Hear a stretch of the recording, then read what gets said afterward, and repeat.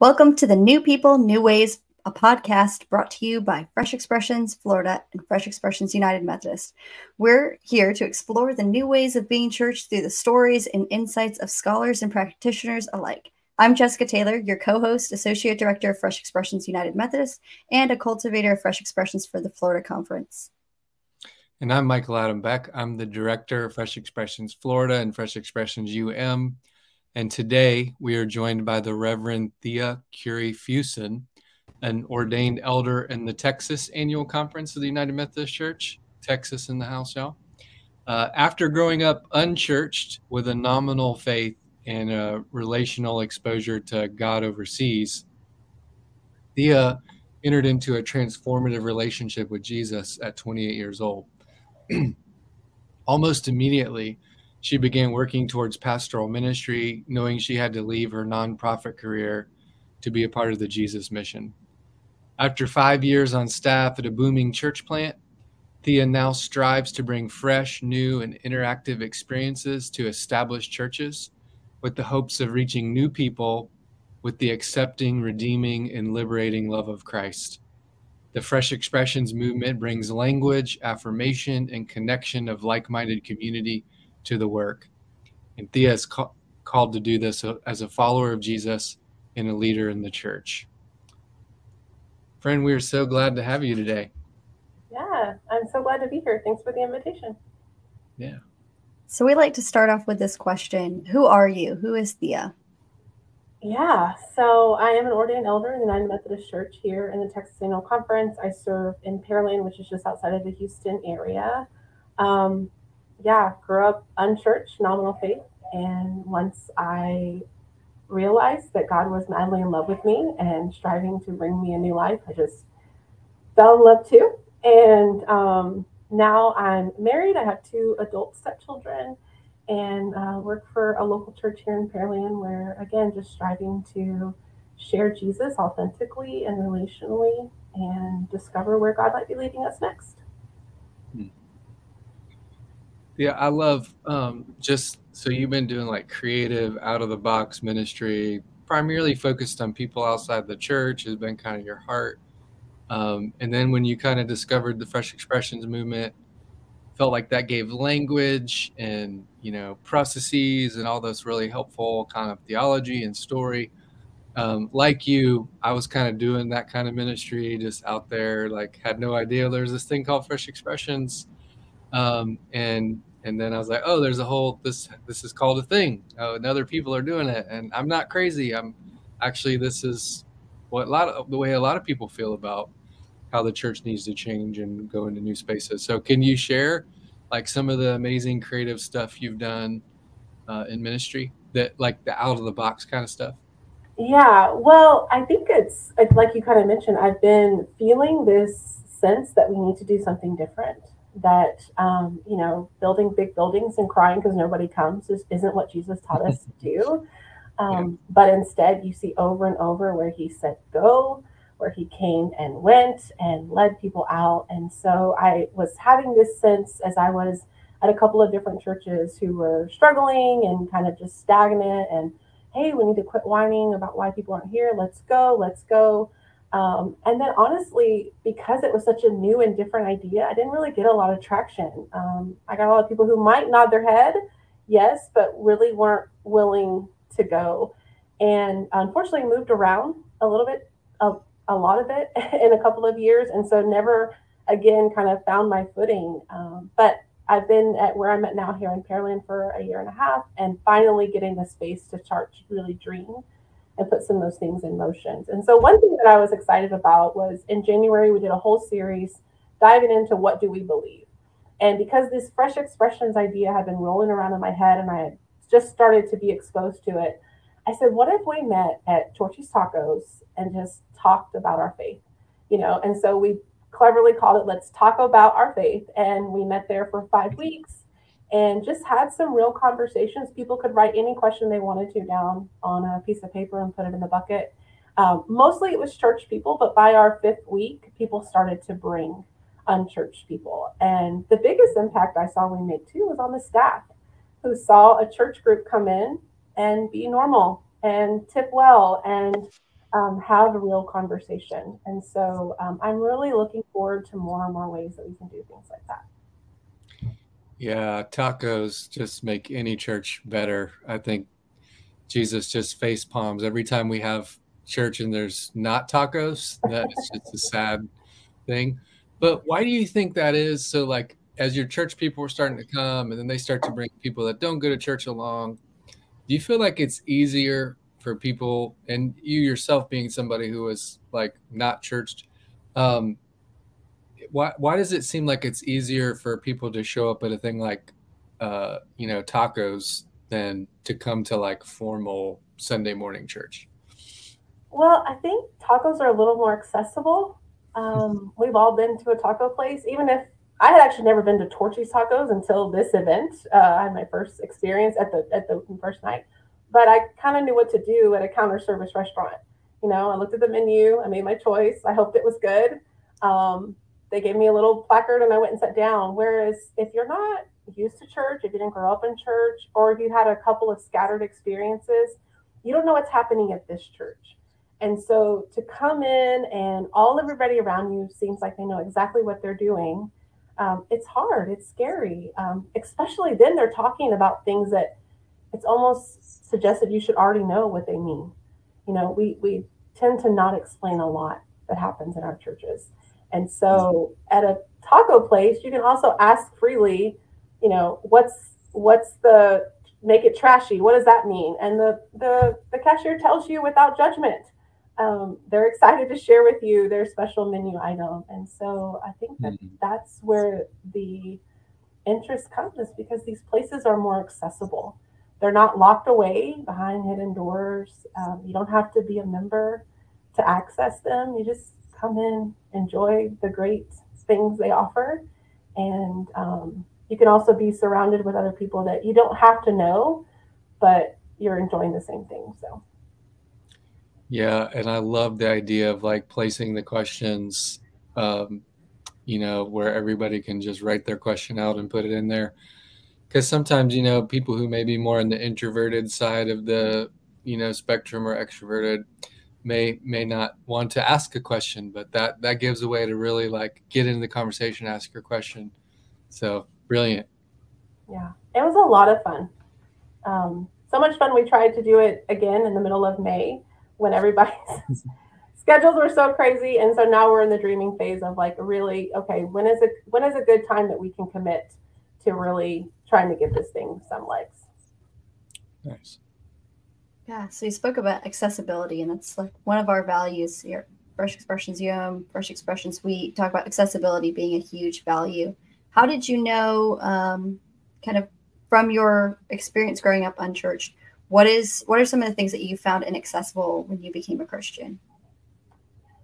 Yeah, a lot of the language, a lot of the references. It's actually what made me fall in love probably with the United Methodist Church. I remember it's probably just my third visit. It happened to be Communion Sunday. And I had experiences at churches in high school and as a child. And so I knew what communion was. But I had made a decision when I walked in the door, I'm not taking that. I'm not doing that. I'm not doing that. I'm not doing that. I'm not joining this cult. I'm not going to do this. And the pastor just made it very clear that it was completely open and that all you had to do was to want to follow Jesus, and you were welcome. And after she said that and said the table is set and blessed, I jumped up and received my bread dipped in the cup.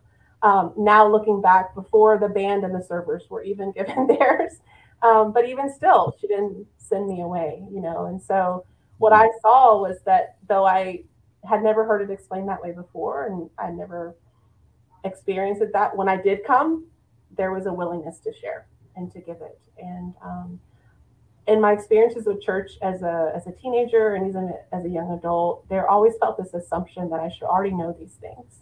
And if I didn't, that I should be pitied versus, well, we can teach you, or would you like to learn? Or maybe even, well, what do you think? And so those are some places that were really made it feel I wasn't really welcomed until I was like them versus my experience as I got older and realized, oh, just as I am, again, God is already madly in love with me, and I'm welcome.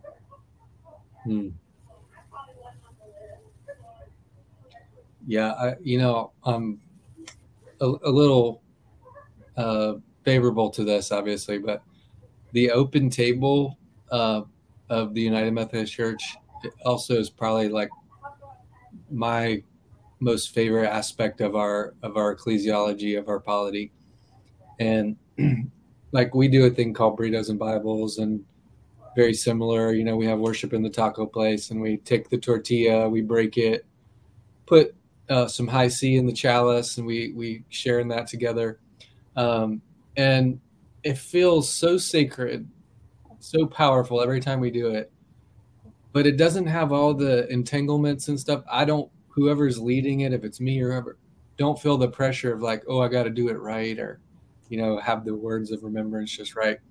And it gives me a chance to like speak it in the common language. So we say things like, we all did dumb stuff this week. I know I did. Can I get an amen? Anybody raise your hand? But yet Jesus loves us just as we are, not as we should be, and invites us to his table.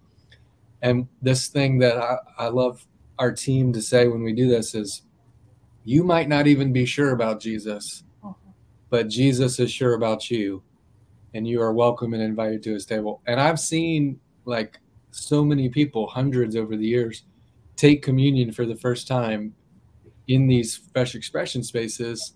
They probably would have never received it, had we could just confined it into the traditional space. So tell us what was you can reflect on that if you have any further thoughts, but tell us about your experience of starting a new church, and what are some of the joys and challenges in that specifically? Yeah. Well, I think one of my appeals to even joining the staff for a new church was that it was new. And in that, it suggested to me there would be no, this is how we've always done it. You wouldn't have to renovate. You would be able to build something brand new. And that was really appealing and exciting to me. It was actually my first paid ministry position. And it was amazing. I mean, we saw God literally bring something out of nothing. Brought so many people into church for the first time. I started as the director of family and children's ministry, and so got to work with so many parents, encouraging and inspiring them, empowering them to be the faith leaders for their children. Helping dads come into that ministry, which have been kind of mostly women run the children's ministry, but continuing to make those invitations and spaces for dads. In fact, I had a whole team, about 5 dads, who would do the children's message for me on a rotation when I wasn't available, so they could show the whole church, hey, dads do this too. It was so amazing to see people not only come to faith for the first time. We had adult baptisms every Easter, but we also saw people take ownership and take leadership, and not just serve in the church for the first time, but lead, bring their dreams and their ideas and build teams and see it come to fruition. It was the most rewarding thing I've ever done professionally.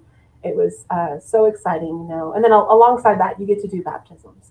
You get to hold a baby as she's being baptized and show the whole church, hey, God's at work even right here in this tiny little life. And we just saw it over and over. Our children's ministry was booming. We ended up opening a day school and started so many new things that we couldn't have done just the core of 5 people on staff. It took this whole team. And so it was really exciting to see God working through people, which is what I believe God's favorite way to work is.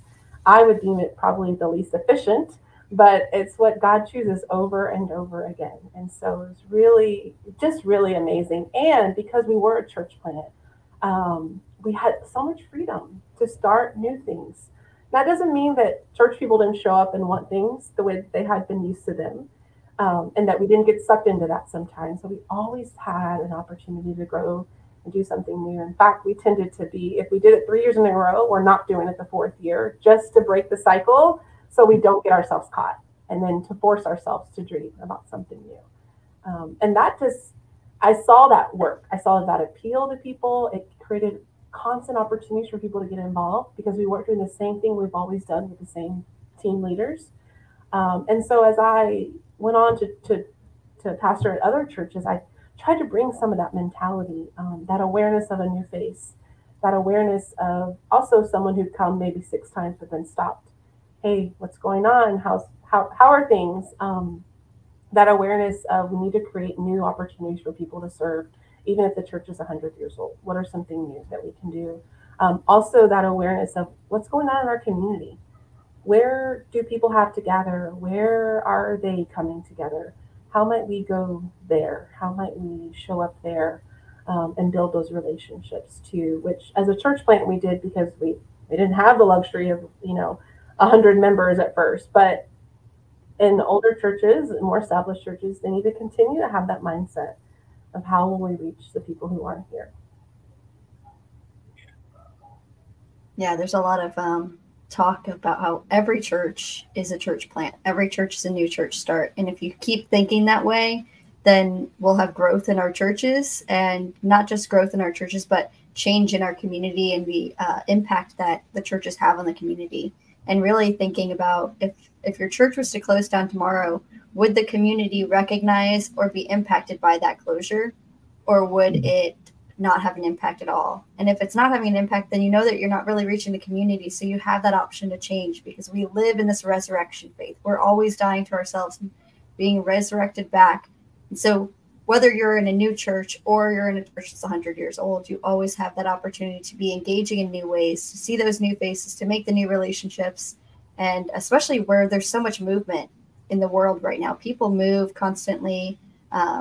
We're connected more than we ever have been, but also that means that people move from their hometown very quickly, and they can move across the country and still feel connected to their family. And generations ago, people stayed in the same place. It was the only way to stay connected to their people closest to them. So this is a new type of world. There's a lot more movement, and that's exciting for the church. So I really like how you brought that in and tied in how that shaped your current experience with. So how did hearing about Fresh Expressions, coming from a church plant, now being in a inherited church that has so much history, what does that look like now, bringing in Fresh Expressions to you? Yeah, well, it's hard. I mean, can I just get real and say it's hard? Our current, inherited model is, what I have to say, expensive. And I'm not just talking financially. It takes a lot of people, a lot of energy, and a lot of effort to support this current thing. And so to dare to dream, to dare and seek, other people who might catch that vision with you and empower and encourage them to take this gospel out. Well, you're pulling away from someone who might help, keep this current ship afloat. And so I sometimes feel like it's a struggle to do what we're actually called to do, because this current system is just so expensive. And I found myself, last year my focus was on our contemporary worship and discipleship, which I love making disciples. I think that's important and key. And there wasn't a lot of room to dream. There wasn't a lot of room to draw people out and to invite them to look beyond themselves, which I actually believe is a discipleship tool, because they were so used to kind of being tended for versus providing that care. And so I asked to switch to an outreach role to kind of free me up from some of those management and support roles that the discipleship would carry, and to say, can at least one person be focused on looking out? I'll do it alone if I have to. And I'm trusting that God will continue to send some folks who see it the same way and are excited about it. But it is a struggle to be in the inherited model and feel this sense and drive and call, and yet also have so much to manage here. And again, this is why finding the Fresh Expressions movement, finding Michael's books, finding just these conversations have been so uplifting for me, because I did think, well, am I just, am I not cut for this? Am I not doing what I'm supposed to do? Am I just not happy? Am I always finding something to complain about? Like, is this me? Or is this call and this sense and the way that I read the Gospels and what Jesus has done for me? I mean, God made sure that God found me all the way overseas, because I wasn't able to relate and connect through all the church experience I had had here. And it was that moment that brought me closer. And so, if God's willing to travel all that way, could I be willing to get off my own campus? Would I be willing to show up in other places?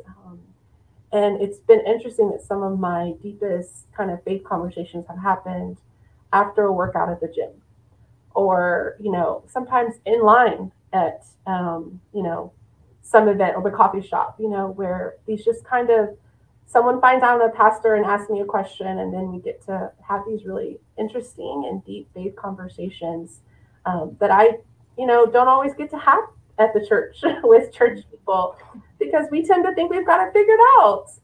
And so it's really been just encouraging for me to find this movement and these words and like-minded people, and honestly giving me, I feel like, the energy to keep pushing, because I do sense that this is exactly where Jesus is calling us to be. Like I just said, I just don't see where taking care of ourselves should be our primary goal. We've got to be willing to share this gospel with a hurting world. They're sad, they're lonely, they're isolated. And so the more that we stay isolated amongst ourselves, we're not doing what we've been called to do. We're not sharing this gift of grace and love and redemption and hope and new life, which, again, I believe that, the Gospels show you clearly that Jesus sent us out to do that work. I'm going to return to the Father, and I'm going to trust you. And I know it'll be hard and scary, but you can do it. And look, we have it here in America because of those people. Yes. Got to keep it going. I love how you described what I feel like is a pretty big crisis in our discipleship of helping people move into that outward orientation. So I think of now one's, 3 movements, inward into our deepest selves where we find God, the upward movement toward God, the outward movement in love to the world. And people just, our discipleship has not helped people do that final movement.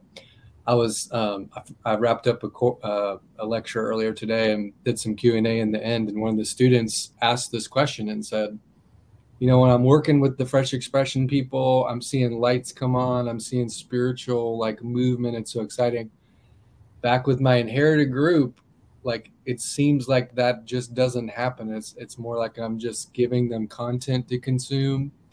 And I'm not seeing that graceful kind of journey outward. And so if I could get a little bit personal and just ask this question, how do you, because I know your entrepreneurial spirit and you're creative and you really care about people that are not currently connected to the Inherited Church. So how do you stay healthy in the frustration of what the Inherited Church, maybe I'm just reading my own mail onto you, by the way, but how do you stay healthy in that ecosystem where it doesn't seem like there's a lot of big markers of movement of grace outward to the world kind of, how do you, as an entrepreneurial kind of spirit in a system that's not necessarily celebratory or supportive of innovative out of the box stuff, what do you do to care for yourself, and how do you keep the fire? Yeah, it's hard. And, I felt like just yesterday, someone asked me how I was doing, and I was like, I can't answer that because it's going to be a whole deal and I got to go. So, and then an hour later, I had an uplifting conversation with someone who is supportive and encouraging. And though may not be a leader of, Fresh Expressions, believes that we need to be leading in that way. And so I think one is finding those people who do see it, even if they're not able to move there yet, just to support you and encourage you. And that's been really helpful for me, these kind of finding those life-giving conversations, people who want to talk about where Jesus is calling us to go versus how do we maintain where we are.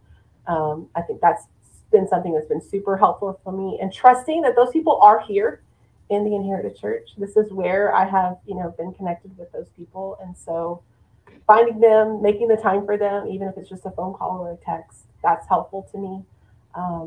Also, not just, you know, non-pastors, but finding pastors who feel the same way. You know, I have a group of people here in our conference who we're kind of getting excited about this. And then I have a couple of guys and gals I can text, you know, like, hey, what about this great idea? And what about this? And how do we do this? And not waiting for kind of the system to give us that permission, but just let's go. And if we get in trouble, I mean, what could they say to us? Don't have tacos anymore? I mean, they can't get mad, right? Like, just let's roll with it. So starting to find some kind of build a tribe kind of mentality, right? Like, we're starting getting some people around that will help that. But then also, I just got to keep myself healthy. And so, I mean, going to the gym, even though it's 98 degrees outside and it's so hot and I don't want to be there and I'm bored, but I know that this is going to be something that's good for me. Following a diet that I know will make me fueled for tomorrow instead of just happy for today. And so those types of things I think are also really important. And then recently I just had to just dig a little deeper in my prayer life. You know, I had gotten kind of stagnant because I'm frustrated and I feel stuck and I feel tired. And so I said, okay, God, I got to change it up. Like, give me a new tool, give me something that will draw me closer to you, so that I could really, you know, this just getting together with you, God, and saying what's on my heart isn't working right now. And so I need something more structured. I need something more pointed that's going to lead me on this deeper journey, to clean out some of my stuff. And then those, you know, even just long time accountability people along the way, right? That I can call with tears in my eyes because I'm going into another, you know, long meeting that I'm worried won't bring any fruit. And she can remind me, well, when the meeting's over, make sure you do what you're called to do. Because it can be really, really frustrating. And I think if I didn't want to have hope, I could definitely, you know, find some reasoning there. But since I am continuing to seek hope, right now I'm asking God, why am I here? Me. All of my, you know, design, all my fire, all my mistakes, all my dreams. Why am I right here in this space? It isn't an accident. I know that you're at work, but help me see it. Trusting that I'm here right now for this, for a reason, and to even practice a little patience on what that might be. Mm-hmm. You know, I think you named something earlier that just was really important about, you know, feeling that need to like shift out of what really is kind of internal, the disciple making, at least our paradigm of it, right, to outreach. And, you know, outreach and moving in love to the world is the mark of a mature disciple, right? But you just named like a structural thing. Like if we turn to, you know, C. Mills Wright, sociological imagination on this. There are structural things in place that sustain some of these problems. So for instance, there's like research that goes back to the 60s until today that show that long-term church attendance does not positively correlate with increased pro-social behaviors and compassion response. So people can go to church their whole lives and what some have called the McDonaldization of the church, right? We come into the system, we receive our goods and services, our programming, like you come in and get a Big Mac, you know, and then go back to life. But don't grow in the spirituality of Jesus. So when I think about Jesus' own spirituality, it was about compassion, it was about love, it was about caring about the people around you, and especially the people that couldn't reciprocate in any way, and just loving and nurturing. So that's a major problem, right? If people can go into this system their whole life and show no sign of growth and love and compassion, there's a structural thing that's in place.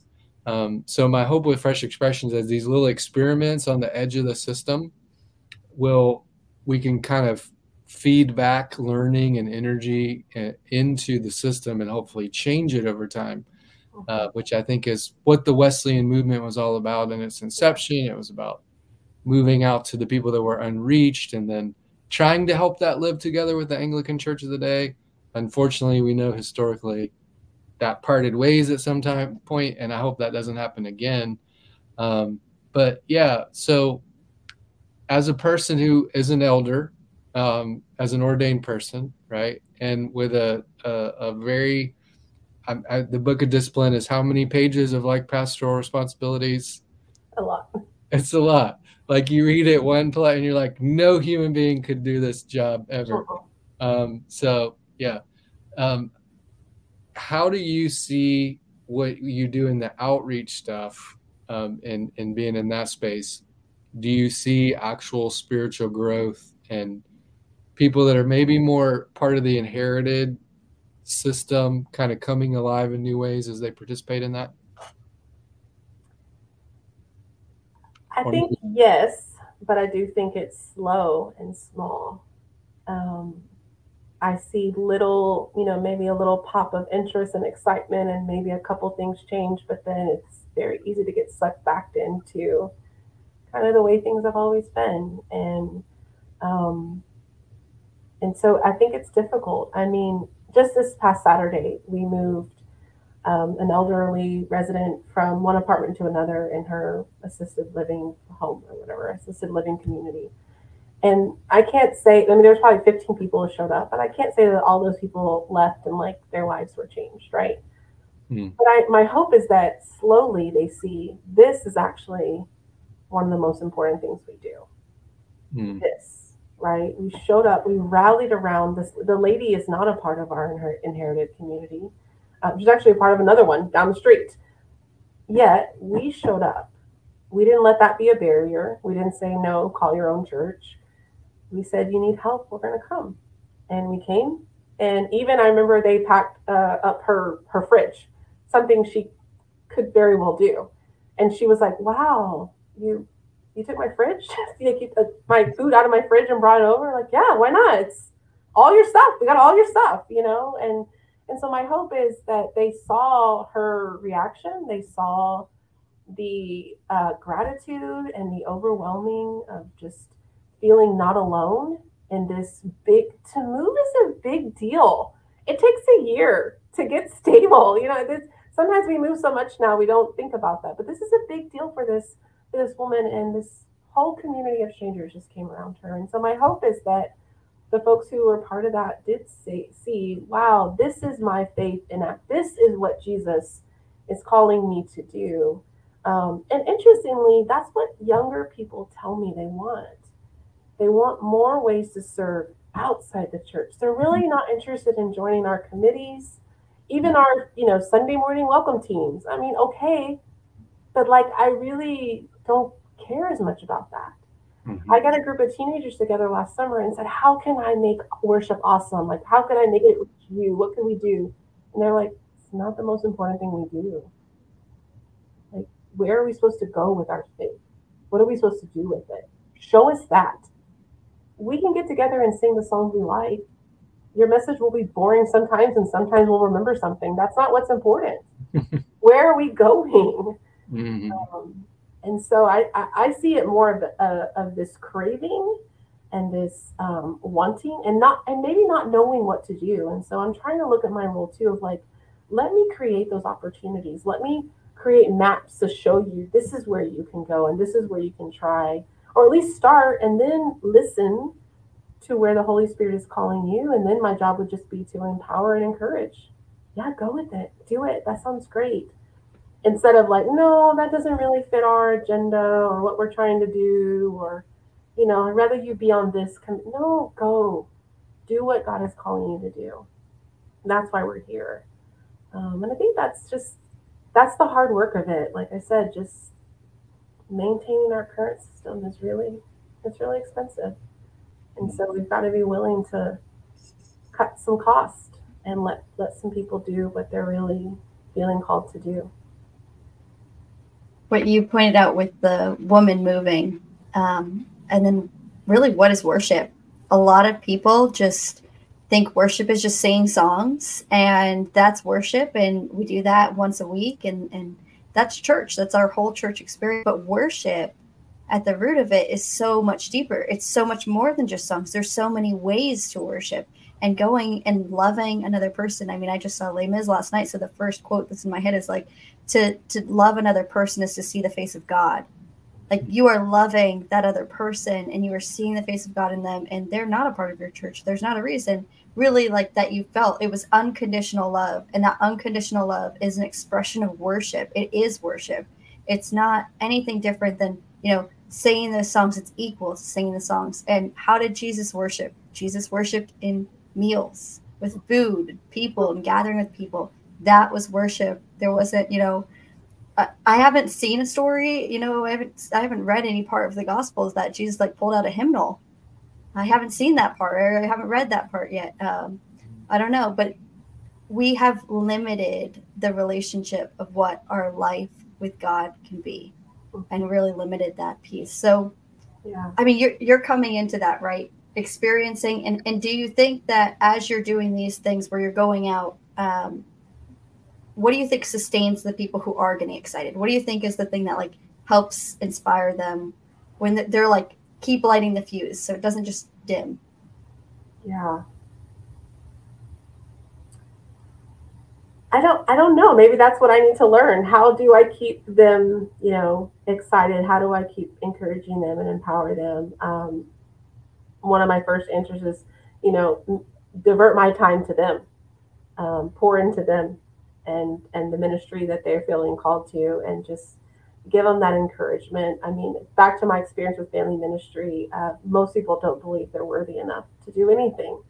I remember even, beyond, before becoming a pastor, I was in charge of like basically the party planning committee at my church when I first started. And, I remember I asked a lady, I was like, hey, would you help me with this, put out the cups? And she was like, me? You would let me do that? I'm like, will you please put out the cups because they need to go out? But I experienced that so many times. The first time someone serves communion, me? You would let me do that? I'm like, yes, of course. Or I remember one time we baptized 2 twins, and so we needed someone to hold the bowl. And that was such a powerful, role someone got to play. And so people tend to not believe that they are worthy to do, God's work, to be a part of ministry. And so the more I can just pour into them, encourage them, inspire them, I think that's probably my most important job. I'm sure I have a lot of tasks I need to complete as well, but that's probably way more important. Just encouraging them, listening to them, celebrating their wins, and coming alongside them as they dream of where God might be leading us next. Yeah. It just reminded me, I had a teenager when I was youth ministry who I gave him my keys to the car. I said, oh, I forgot this in my car. Could you go get it for us? And I handed him the keys and he goes, do you know what I was arrested for? Like right after I handed the keys to him, I was like, no, what were you arrested for? He's like, Grand Theft Auto. And I said, are you telling me you're going to go steal my car? And he's like, no, but you trust me? And I said, yes, of course I trust you. Like, I know you're going to come back and you're going to bring in that item and you're going to make sure the car is locked, and you're going to be upheld with this responsibility because I do trust you. That's why I asked you. I never even thought otherwise. And it's like that's everybody. Everybody has that little thing that they might be, the way you're asking them to do something might be the way that God is using you in their lives in that moment.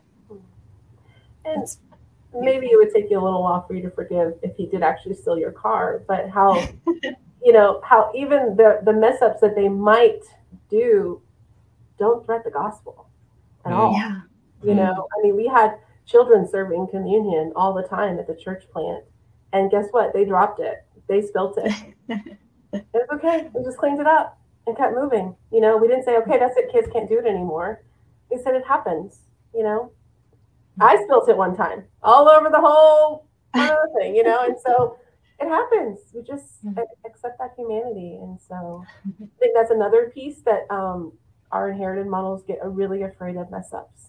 They get really afraid of failure. And so, like I mentioned, Let's Talk About Our Faith was a big hit beginning of the year. We tried it again in May and it was a complete flop.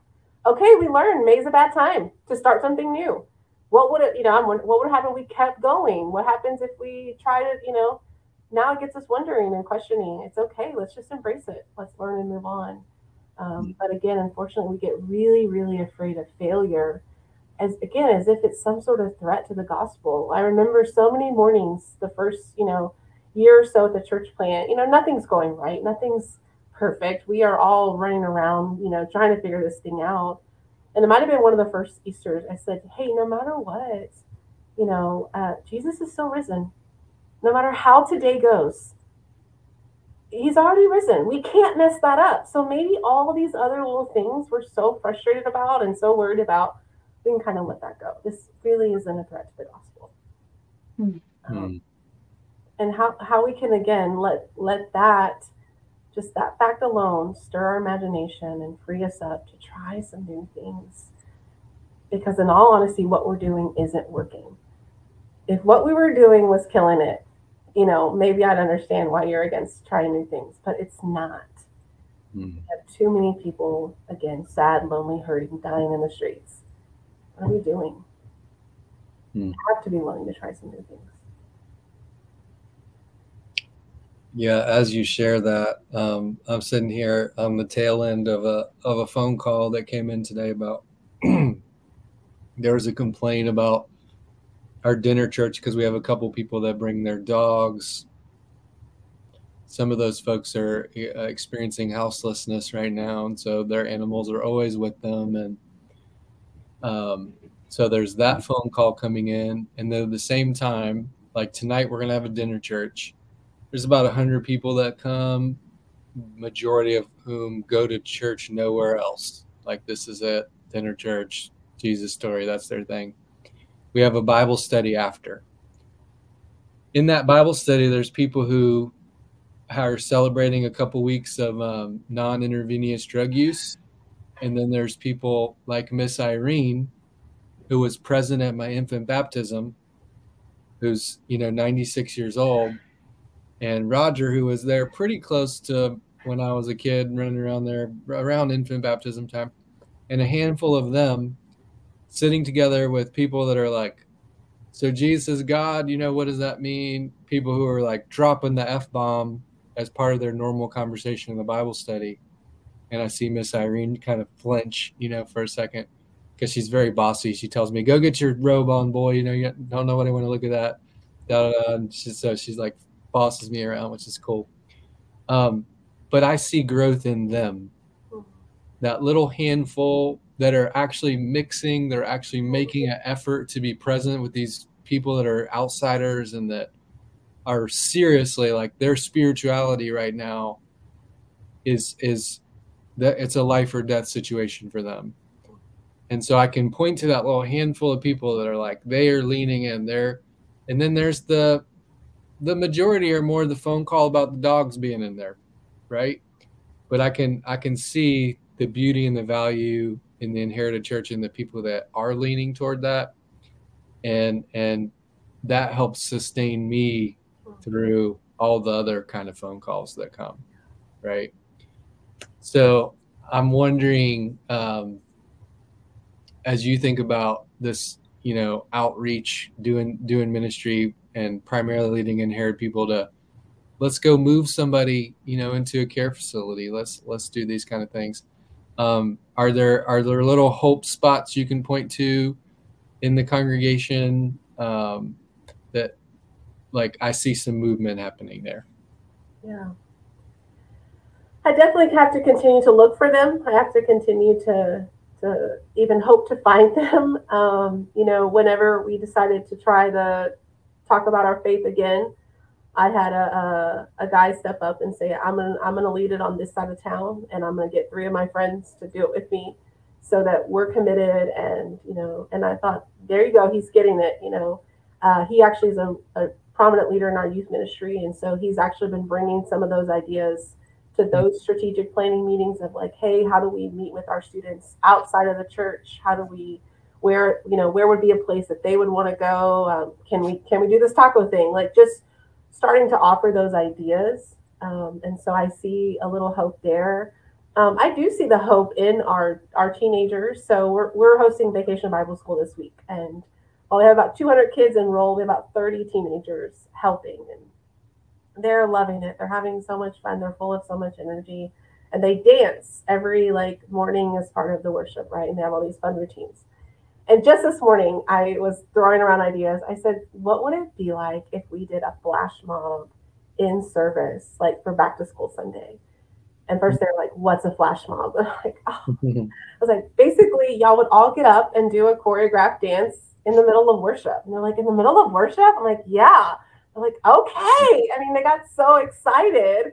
Now, I can't promise it's going to happen, but just the fact that they like started telling their friends, and at minimum, they saw like, hey, I'm open to these ideas. What other fun ideas do you have? And we can have fun in worship. We can have fun at church. And where are ways that you can be a part of that? I think those are just some of the little places that are giving me that, like I said, hope and that encouragement. Like I said, too, finding folks who do see the bigger picture and just having conversations with them, dreaming about the future, and for them to remind me, hey, it doesn't have to all happen today. We serve an eternal God. And even though, sometimes I am without hope, all I can see is a dead end in front of me, and, the frustrations piling up, reminders that, hey, God has always existed, and God will continue to exist, and God will continue to chase after the lost. And so all of this has gotten here with very little Thea involvement, and so it will continue. And even if the church as I know it today drastically, completely changes, the gospel of Jesus Christ won't. And the love of God and the redemption, resurrection, new life that God brings through relationships will always be true. And so that means it'll all experience something new. And so sometimes I just, even in my worst days where I feel like there's no hope for our current reality, I hold on to that and say, okay, well then I can't wait to see that. I can't wait to see what that brings. And maybe that'll mess up everything I have planned. And that'll be great because it's going to have to be better. So yeah, I just, again, those are all my best days, trying to find those pockets of hope and encouragement, and just that trust that God isn't waiting around for Thea to figure it out. That's for sure, luckily. And so I can just do some more trusting that God is already working this plan, and listen and follow where I can. I don't have to save the whole United Methodist Church. Thank God. It's not for me. And so, yeah, what can I do to just feel more comfortable and confident with who God is calling me to be and how to live my life right here, right now in the 21st century. Nice. So what is, talking about the whole United Methodist Church, whole church, just in general, what does the future of the church look like to you?